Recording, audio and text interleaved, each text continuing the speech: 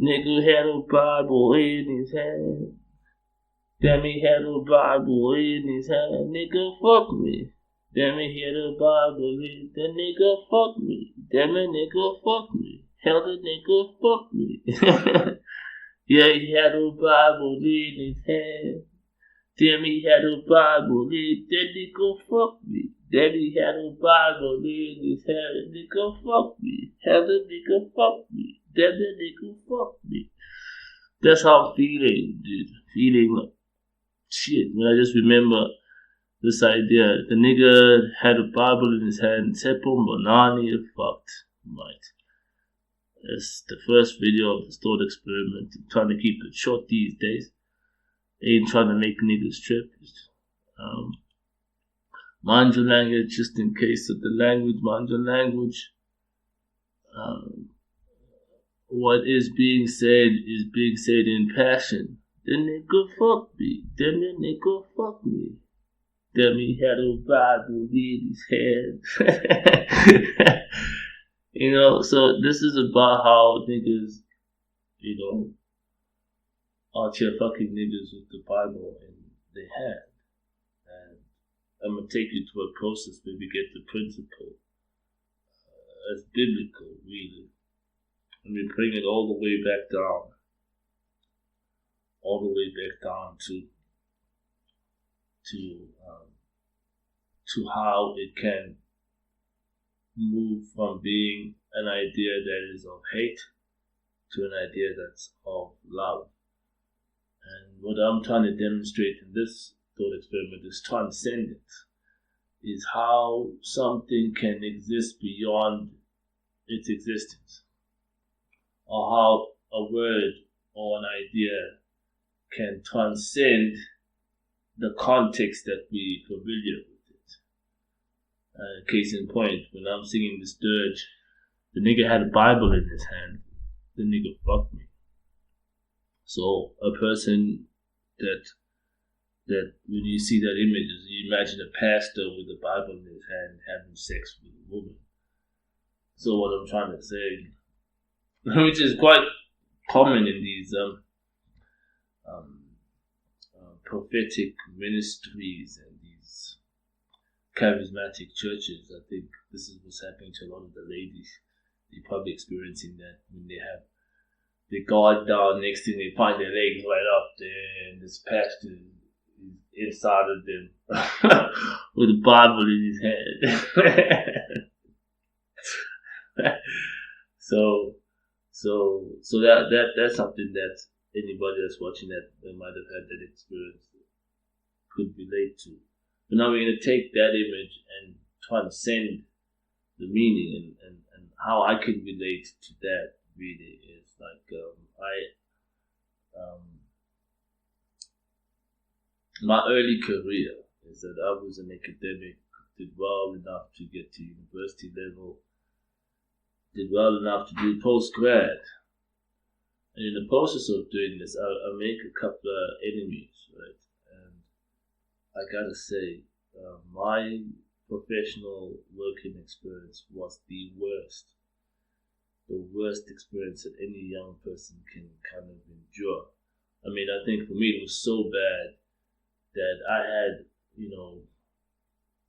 anxiety levels that were so high I couldn't even drive my car, without having an anxiety attack on the road. It's that bad, dude. It was so bad. It was so bad. So the idea here is the fact that I was this young person that signed this contract to join a company, big company, Anglo-American at the time, and actually contribute to the company's vision and values. Apply the company's values, innovation particularly, and the vision of being as number one in the game, So this is where I conceived, before even my career began, I conceived the creation principle. And my objective was to apply this principle in the context of my work and yield the intended results. The creation principle in the context of the mining industry was basically about optimizing productivity, putting less in and getting more out. So that was the ultimate objective. In my process of doing this, geez, man, I had people clowning me. I had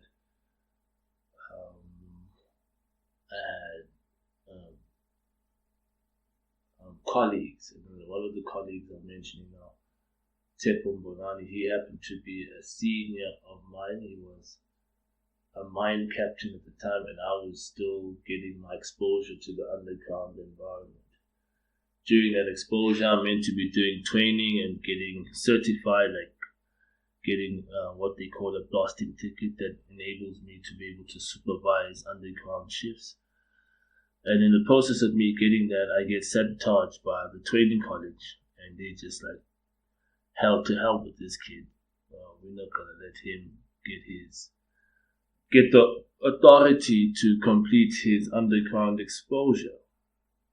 And in this process, everybody's on my case. It's just so much trauma. And I remember this one day where this mine captain, TSHEPO MBONANI, making a huge deal about this, finds a way to get me fired. So I get to a point where I am charged for 3 different things. The first thing was I was charged for disorderly conduct. Apparently, and this is the college that I was doing my training at, they said that I left condoms lying around in the boarding house that I didn't live in at that time because I had my own house. So apparently, because I had the keys and there were condoms on the floor, I had to suffer the penalty and the charge that my employer charged me with, disciplinary charge of disorderly conduct. And I was like, wow, okay. The second charge that I had is the abuse of sick leave, because after being frustrated so much and being denied the right to actually take annual leave for 2 years in a row, I took a week off because I was so stressed out, and I got charged for abuse of sick leave. So 2 strikes. So 3 strikes you got. 3 strikes you got. So what happened now was, now I'm on my last strike, and now I'm being charged for incompetence, because the training college will not issue me my blasting ticket, or will not issue me my rights to supervise underground operations. So it means that my career as a mining engineering professional is at a halt because I can't complete my underground exposure. Right, so I'm stuck in this limbo where I can't really complete my underground exposure, and there's nothing else for me to do. But I'm doing a lot of work. I'm doing a lot of work on the mines, working on projects that, would optimize productivity in many ways. So the awareness actually at the mine was that everybody knew that this kid, Michael Model, was like the smartest kid that they've probably ever seen. That was facts, right? But for some reason now they're charging me for incompetence. And in this hearing, I'm getting charged for incompetence. Final warning, 3 strikes and out. And the reason why I'm found guilty is apparently because my attitude was wrong. So in the hearing, everybody acknowledges that I'm probably the smartest, the most capable graduate. The fact that I even worked overtime, so I'll do double shifts sometimes. Sometimes I'll do an underground shift, I'll go underground with the crew, do the work there, come out, go to the main office space and work on projects. And at that time I was doing my dissertation, ready to submit, and I get sabotaged. And I meet this motherfucker right here. This motherfucker called TSHEPO MBONANI, and along the way he puts the icing on the cake, and this is why I remember this. It was so bad. This guy gave me such a hard time. I'm not even working in this section. He finds me walking in the corridors of the main shaft where the office space is, and I'm assisting one of the other mine captains, and he says to me, "Hey man, why don't you dress appropriate?" I'm like, "What do you mean I'm not dressed appropriate? I'm wearing chino pants, suede shoes, a belt, and a mine golf shirt. What do you want me to do, nigga? No, you should look like this other graduate. Wear a proper shirt, like a proper shirt and pants and like, oh man. So in my response to him, because he asked me a rhetorical question, is that how you're supposed to be dressed? What are you wearing? Like, what do you mean what am I wearing? I'm wearing a shirt, pants, shoes, man. What do you mean what am I wearing? And now I'm looking at my pants, I'm like, they're not even sagging, bro. You know what I mean? What's your deal, bro? The nigga, you fucking me, bro. Just because I say, you know what this nigga does, he walks up, like, just because I'm like, nigga, you fucking me, bro. You know? And this guy walks up, like, ha. Matt, you said F to me. You said F to me, you said fuck to me. Oh, I want to go. And then he goes and reports me. And this becomes my ticket out the mine and out to my first job. Because some fucking clown decides to clown me after giving me, I've already been through so much shit. And then this is what happens. This guy, he quotes this verse. Let me find it actually. This nigga had the nerve in the hearing. I'm now being called in and said, look now, you're already on your final warning, and now we have this case now. We suggest that you either resign, or if we go through this disciplinary hearing, you're going to get fired. Man. And you don't want to get fired because that means pretty much a very bad name for you, and probably the end of your career. First of all, you don't even have your qualification from the training college. They won't give you your qualification. And now you're getting fired, and I don't think you can afford that, so you might as well resign. And the reason why I had to resign is because this guy came into this hearing and he reads to me Psalms 23. Like, I'm actually going to read it out. The Lord is my shepherd, I shall not want. He maketh me to lie down in green pastures. And I'm like, geez, this motherfucker, bro, like, this motherfucker, what the fuck does this have to do with anything, motherfucker? He gave one of me, I was just so fucking pissed. Like, this fucking punk ass little bitch. You know, that's why I'm like, nigga had a Bible lead, and nigga fuck me. That me had a Bible lead in his hand. The nigga fuck me. Then the nigga fuck me. You know, so that's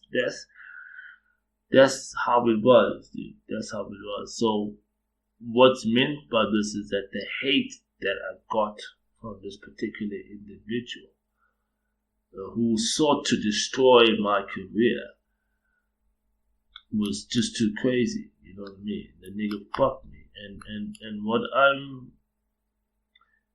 And I think this has been something I had been saying throughout my experience at Anglo American. It was like, you know, I think with the training college, I'm like, dude, you fucking me, Barry? Barry, you fucking me? It'll always be the question, bro, you fucking me, guys. Dog, you literally fucking me, bro. And I think, just so you guys understand, the term fuck is the right to impose yourself, express passion. So you're literally imposing on my life. Right? You know, so you see where we came from a woman who got misled by this fake pastor that just wants to get in her pants. The pastor uses the Bible to get her vulnerable, and her legs are up there, and the pastor's inside of her like, oh shit. And she can't do shit because it's my pastor. It's too late now. She's fucked. You know what I mean? So it's what I'm saying as well, to say that was the situation. I get into this corporate environment willing to apply myself, and I get fucked. Like, your career is over, man. This is not for you. Get the fuck out of here. You don't have the right attitude for it. Fucked. So this guy reads the Psalms. I'm just thinking to myself, nigga, do you know who I am? Melusi. I am the shepherd, nigga. And you fucking the shepherd right now. You fucking the shepherd right now. This nigga is a little sheepling fucking. How the fuck did that shit happen? The little sheepling fucking the shepherd. How the fuck did that happen? And that was the end of my career. But I don't grieve so much because I understand now that my purpose was to ultimately come to this point where the King of the Jews lives, and the King of the Jews is here to reestablish this in the kingdom. And that's in principle the land of milk and honey, you know what I mean? But the process that I went through to achieve this was basically crucifixion. And so if you see the cover page, yeah, it's like it's a smile, but it's a sarcastic smile, dude. If you look at my face there. And a crown of thorns on my head, dude, that's what it took. The whole process to getting to this point has been crucifixion. So yeah, I hope you guys find that cool. So the values of the dirt, I'm saying, the nigga had a Bible in his hand. The nigga fucked me. Damn, he had a Bible in. The nigga fucked me. Yeah, he had a Bible in. The nigga fucked me. Damn, the nigga fucked me. How the nigga fucked me. So my career was over. I was fucked and I'm out of the game. And I'm forced to apply myself and take my knowledge and the principle, the creation principle, and go and apply it elsewhere in terms of creating something that the minds would need anyway and making the impact that I wanted to make. And the impact had always been optimizing productivity and providing an illustration or a demonstration of how productivity is optimized from a grassroots level. You know, a lot of people think that the CEO and the executives are the guys that make a company successful. I say fuck that. It's actually the motherfuckers that are out there on the grind. The motherfuckers, right? Not the motherfuckers that are like me. Like, they'll be out there finding opportunities, value propositions, coming up, making interventions to create the skills required to exploit those opportunities, to create value. And wherever you're creating value, you are basically doing that productivity. You're basically putting something in and getting more out. So that's the fundamental principle. But I'm not going to go into that. I'm going to tie it up, guys. That was a bit too long. Let's kill it.